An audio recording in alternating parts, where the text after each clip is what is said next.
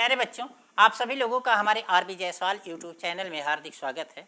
आज के इस वीडियो में हम कक्षा 8 के गणित मंथन इकाई 3 अभ्यास 3C के पार्ट 3 जिसमें कि हम सवाल नंबर 2 के आगे हल करेंगे।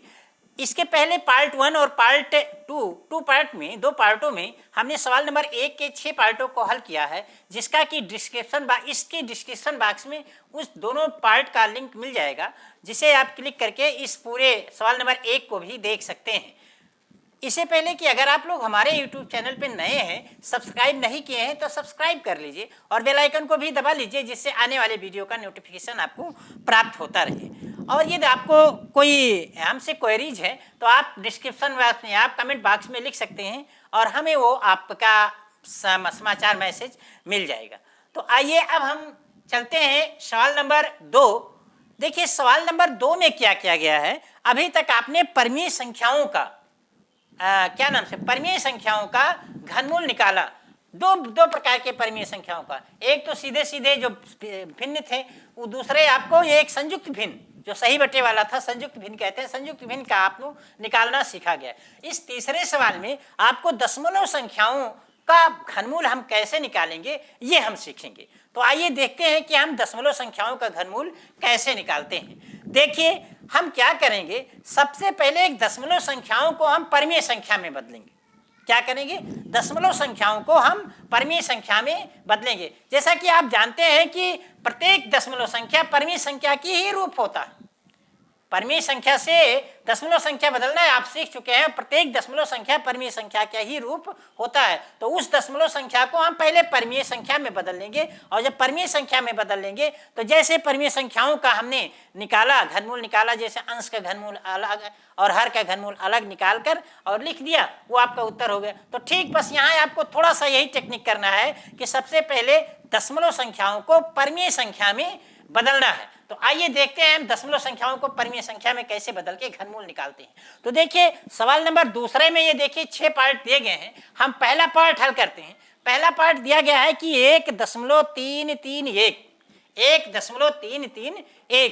तो अब इसे हम क्या करेंगे, इसे हम सबसे पहले परिमेय संख्या में बदलेंगे। अब देखिए 1.331 को क्या हम 1 से मतलब 1331/1000 लिख सकते हैं।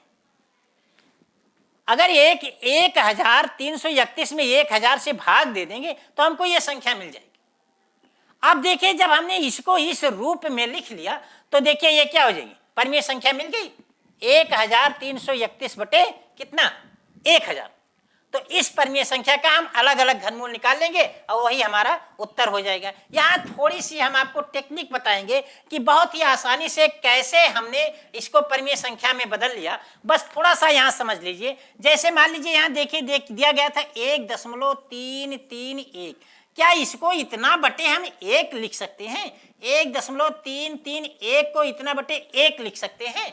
लिख सकते हैं, बिल्कुल कोई बात नहीं। 1 से हम किसी में भी डिवाइड करें कोई परिवर्तन नहीं होगा। बस इतनी सी टेक्निक है कि दशमलव के बाद जितने अंक हैं यहाँ दशमलव हटाइए, उतने शून्य यहाँ बढ़ा दीजिए। बस ये परिमेय संख्या बहुत आसानी से आपको बदल गया, बहुत आसानी से ये परिमेय संख्या में बदल गया। बस इतना ही करना है कि दशमलव के दाहिने जितने अंक हैं दशमलव हटा के बस 1 के बाद उतना शून्य लगा दीजिए। बस किसी भी परिमेय संख्या को किसी भी दशमलव संख्या को बटे 1 लिखिए और दशमलव के बाद जितने दाहिने अंक जितने अंक हैं उतने शून्य बढ़ा दीजिए। बस वो परिमेय संख्या में बदल गया। तो इस प्रकार से हमने इसे परिमेय संख्या में बदल लिया और उसके बाद अब हम इसका घनमूल निकालते हैं। तो देखिए अब 1.331 का घनमूल क्या हो जाएगा, ये देखिए 1331 बटे 1000 का घनमूल। और इसका जब अलग अलग करेंगे तो अंश का घनमूल अलग हो जाएगा, हर का घनमूल अलग हो जाएगा। मतलब 1331 का घनमूल बटे 1000 का घनमूल। अब 1331 का घनमूल हम यहाँ निकालते हैं और 1000 का घनमूल आप यहाँ निकाल के देख लीजिए। देखिए 1331 को 11 से डिवाइड करते हैं तो 121 हो जाता है, और 121 को 11 से डिवाइड करते हैं 11, और 11 को 11 से डिवाइड करते हैं 1। इस प्रकार से देखिए 11 का एक त्रिक बन गया, एक समूह बन गया। तो 1331 का घनमूल आपको 11 मिल गया। और ऐसे 1000 है तो 1000 को तो 2 तरीके से, आप 2 से काटेंगे फिर 5 से काटेंगे, और वैसे भी देख रहे हैं कि ये 10 10 10 3 बार कट रहा है, तो ये इसका घनमूल आपको 10 हो गया। और वैसे भी अगर आपको 10 तक घनमूल याद है तो आपको घन संख्या याद है तो आपको ये करने की जरूरत ही नहीं पड़ेगी। तो इस प्रकार से देखिए 1331 का घनमूल 11 हो गया और 1000 का घनमूल आपको 10 मिल गया, तो 11/10 इसका उत्तर हो गया। अब देखिए दशमलव में लाना है तो यहाँ देखिए दशमलव हम हटा देंगे तो ये एक अंक के बाद दशमलव में 10 से भाग देंगे तो 1.1, इसका उत्तर 1.1 हो जाएगा। देखिए अब हम इसका सवाल नंबर 2 का दूसरा पार्ट हल करते हैं। देखिए दूसरा पार्ट दिया गया है 42.875, आपको इसका घनमूल ज्ञात करना है। तो सबसे पहले हम इसे परमीय संख्या के रूप में बदल लेते हैं। देखिए 42.875 को हम क्या लिख सकते हैं, 42,875/1000। उसी टेक्निक को हम अपनाइए कैसे कि देखिए 42.85 को हम इतना बटे 1 लिख सकते हैं, लिख लिया। दशमलव के बाद 3 अंक है तो यहाँ 3 जीरो बढ़ा लिए, आपका ये 1000 हो गया। तो ये आपको हो गया 42,875/1000 हो गया। अब देखिए 42.875 का घनमूल जो हो जाएगा ये 42,875/1000 की घनमूल के बराबर हो जाएगा। हम अब इसका अलग अलग घनमूल निकाल लेते हैं, अंश का घनमूल कर लेते हैं और हर का घनमूल अलग हो जाता है। इसका मतलब ये हो जाएगा 42,875 का घनमूल बटे 1000 का घनमूल। अब 42,875 का घनमूल हम यहाँ निकाल लेते हैं और 1000 का घनमूल अभी हमने निकाला है, वैसे भी जानते हैं 1000 का घनमूल 10 हो जाएगा। तो 42,875 का घनमूल ये देखिए 42,875। अब इसे हम डिवाइड करते हैं, अभाज्य गुणनखंड करते हैं। तो देखिए जब सबसे पहले हम इसे 5 से काटते हैं तो 8,575 मिल जाता है। पुनः जब 8,575 को डिवाइड करते हैं 5 से तो 1,715 मिल जाता है और 1,715 को पुनः 5 से जब डिवाइड करते हैं तो आपको 343 मिल जाता है। और 343 देखिए अब ये 7 से कटता है तो 7 से डिवाइड करते हैं तो 49 मिल जाता है और 49 को 7 से डिवाइड करते हैं तो 7 मिल जाता है, 7 को पुनः 7 से डिवाइड कर देते हैं तो 1 मिल जाता है। इस प्रकार से ये 42,875 को अगर हम गुणनखंड के रूप में लिखें तो 5 × 5 × 5 × 7 × 7 × 7। अब इनका अगर हम त्रिक बनाएं तो देखिए 5 का एक त्रिक बन गया और 7 का भी एक त्रिक बन गया। तो इस प्रकार से 42,875 का घनमूल हो जाएगा। इस त्रिक से हमने 5 ले लिया और इस त्रिक से हमने 7 लिया, सॉरी यहाँ 5 × 7 चाहिए, 5 और × 7, इस त्रिक से हमने 5 ले लिया और इस त्रिक से हमने 7 लिया तो 5 × 7 = 35। अब आपका 42,875 का घनमूल आपको 35 मिल गया। तो इस प्रकार 42,875 के घनमूल की जगह हमने 35 लिख दिया और 1000 का घनमूल 10 होता है, इसके पहले भी लगाया है, आप निकाल सकते हैं, तो 10 लिख दिया। तो इस प्रकार से अगर 10 से हम 35 में डिवाइड करेंगे तो 3.5 हो जाएगा और यही आपका 3.5 इसका घनमूल हो गया, 42,875 का घनमूल हो गया, आपका यही 3.5 उत्तर हो गया। देखिए ये सवाल नंबर 2 का ये तीसरा पार्ट है, इसे हम हल करेंगे। तीसरा पार्ट दिया गया है कि 54.872। तो सबसे पहले हम इसे परमीय संख्या में बदलेंगे तो ये हो जाएगा 54,872/1000। मतलब 1000 से इसे हम डिवाइड कर देंगे तो इस प्रकार से हो जाएगा 54,872/1000 हो जाएगा। अब देखिए ये परमीय संख्या के रूप में बदल गया। तो जब ये परमीय संख्या के रूप में बदल गया तो परमीय संख्या का जैसा वर्गमूल निकालते घनमूल निकालते थे निकाल देंगे।